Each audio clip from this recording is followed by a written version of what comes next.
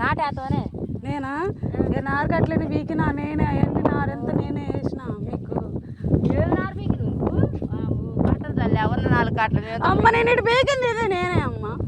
వద్దులే మా నాన్న ఎక్కువ కష్టపడి మాకు అమ్మాయి అంటే ఇటు కూర్చున్నా.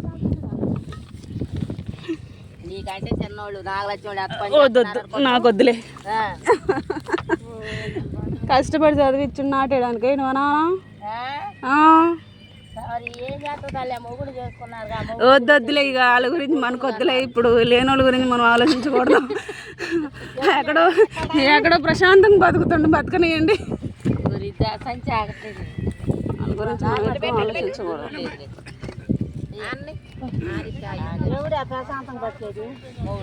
అల్లుడు ప్రశాంతమైన జీవితాన్ని ఇచ్చా ఇంకేంటి.